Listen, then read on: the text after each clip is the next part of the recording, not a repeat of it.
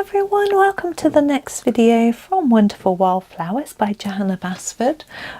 This page of 12 designs. We are more than halfway through. Colouring with our Derwent Chromaflow pencils. Whoops. I'm just getting in a bit closer. Now I chose the Chromaflow because they do sharpen to quite a nice fine point, which is quite nice for these little designs. And we have quite a few small items here. We have these little tiny berries here and here, so, and the little stems, so we've got quite a lot of detail to do. I have had a look at this and decided that because we have berries and berries, and we have three the same, that I'm going to colour each of these flowers and this bunch of berries different to this bunch of berries, so that we have a bit more variety of colour.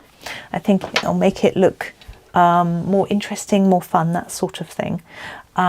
So yeah, that's how I'm going to sort of start, just by choosing different colours for each of these. I'm probably going to do tulip type colours possibly, but I may not.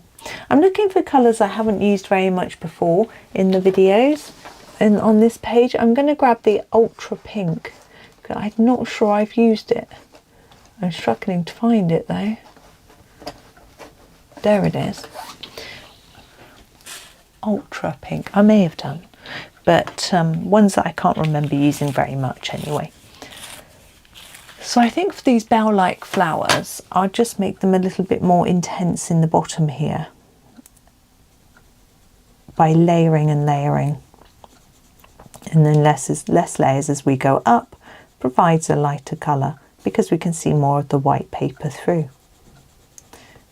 I tried colouring on black paper once. Have you ever done it? It was hard because I can't get my printer to print on black, because black on black I can't see. Some people seem to be able to do it and I don't understand how, but that's neither here nor there. I am going to use the Midnight Purple for the next one because I haven't used it. And I want a sort of purpley pinky theme going on with these three. So anyway, if you try and fade it, your colour, to let more black paper show through, it's black. So less colour means a darker. It looks darker, not lighter. It's I found it very, very confusing. I only did it once. Let's just leave it there. Yeah, it was not the easiest thing to do. Now I think I'm going to go for the French mauve. I'm sure it's a colour I haven't used, but I might be wrong. But it will, it's lighter and it will look quite different to the others. Yeah, so black paper is tricky. Now when you're colouring, some colouring books have pages with black backgrounds, or people put in their own black background with a pen, which is lovely and a great idea and can look really good. The thing with that is you still have to be very careful and clever with it. I'm trying to decide on berry colours. I'm not doing a very good job. I think I'm going to use the dusky purple for some. Here it is. Got to sharpen it. There we go. Dusky purple. Whoop. Dusky purple.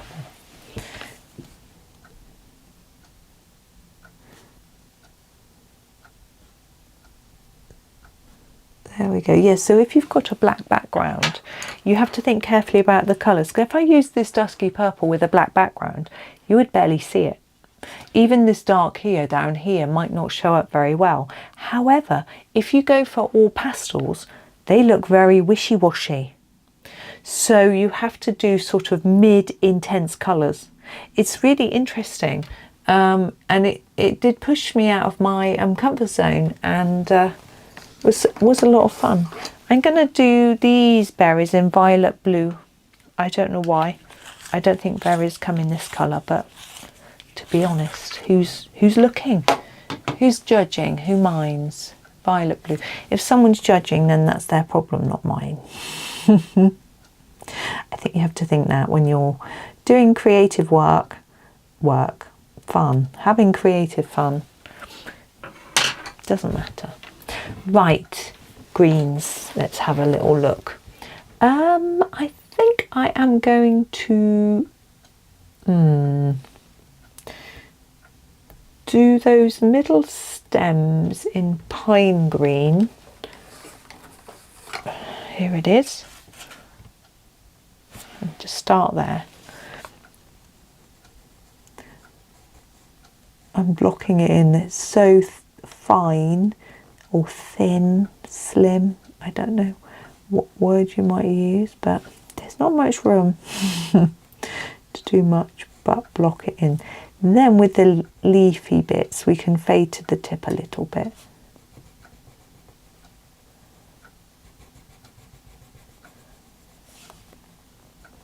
And this bit, there we go. Okay. Now we have lots of different leaves. So these two in the middle look different to these and different to these. I think these two in the middle I want quite dark. I'm going to grab the basil. It's quite a similar colour to the pine green, but I think a bit darker. I'm going to try and make it quite intense by layering it up. There we go. But I will fade it off towards the points. I was thinking these look a bit like ivy, and I think in one of Johanna's books where she taught us to draw, there were these. She showed us how to draw these. I'm rubbish at them. I can't do it. They just look weird. I can do this sort of thing. These particularly, just round and round, can do that. But these ones, nope. Just can't do them. Don't know why. Just inept. Drawing is not my thing anyway. I don't get too upset about not being able to draw things. It's just not what I do, you know. Where should we go? I don't want to go pastel mint. I think I'm going to go mint leaf. Yeah. Yeah, I think I could draw things if I wanted, really, really wanted to, and I spent as long drawing as I do colouring, I would be able to do it. But I would not enjoy the process, I don't think. I certainly wouldn't find it relaxing, and so it's not something I've ever strived to do. So so I'm not very good because I haven't practiced. Now, I know it can be quite frustrating that some people can just seem to be naturally good at something. They just sort of have this natural skill or talent that they can just do it.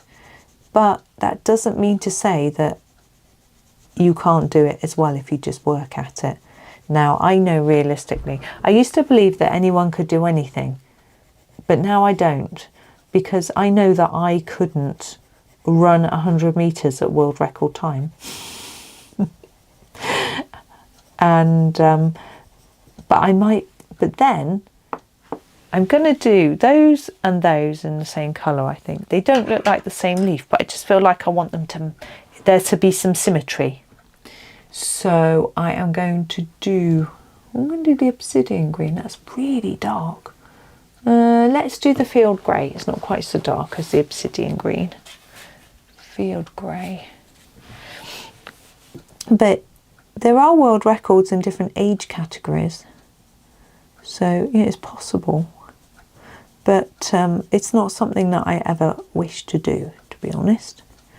And obviously not everyone can do everything, because we all have our limitations to do with that, our bodies and things like that.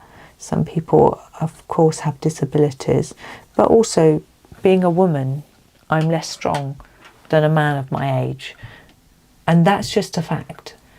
And there will be some men of my age that aren't so strong as me, and some that, you know, that whatever, but mainly I'm going to use the jungle green.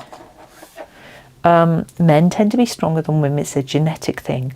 There's not much we can do about it, so there's that factor as well. It's a bit limiting, jungle green, but it shouldn't stop us from trying if we really want to achieve And so that's how I feel about my colouring.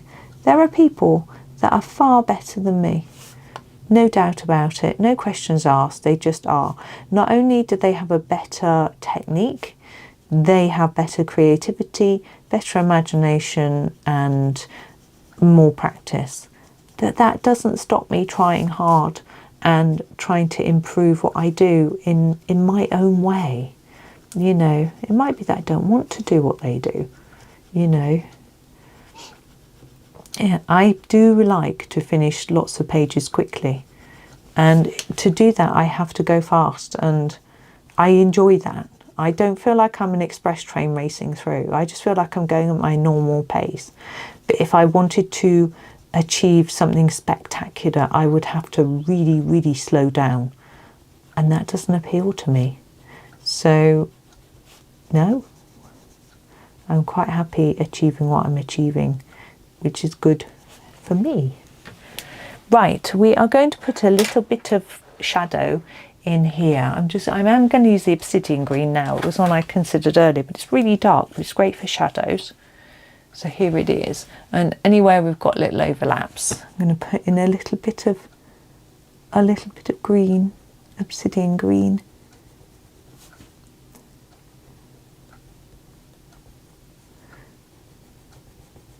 But I hope other people have the same sort of attitude towards colouring, that it's very much a process and we can take a long time or less time, but we should be trying to aim to enjoy. You know, it's a hobby, it's fun. I'm just going to put a bit more in there. Hopefully people enjoy colouring along or colouring something while watching me, and have a peaceful sort of time at it. That is the idea anyway. Right, I'm going to bring in some white into our flowers and berries. I can't work out if these are berries or flowers, but I'm going to put a little bit of white on each one. I don't want it to be in the centre. Now on the flowers, I'm just going to put a little bit here. I know it doesn't look right, because if these are bluebells or something, they wouldn't have that. But I think it just gives them a little bit of lift and interest, which I enjoy. Now, let's have a little look in the camera. I think we are done. That was really quick today. I don't know why that one was particularly quick. I think we actually haven't got as much, because I did quite a lot of them the same. There wasn't a lot to do, was there? But we'll see. Yeah, some of these are a little bit less, there's less items in the picture, so that does make a difference. But anyway, I've had a lot of fun. I hope that you've enjoyed it, whether you've listened, coloured along, done a bit of both, coloured something else, or hopefully I've inspired you to go and colour something, or do a hobby that you really enjoy and have a relaxing time. Enjoy. So yeah, I hope you do have fun for the rest of your day. Thank you very much for watching, and happy colouring.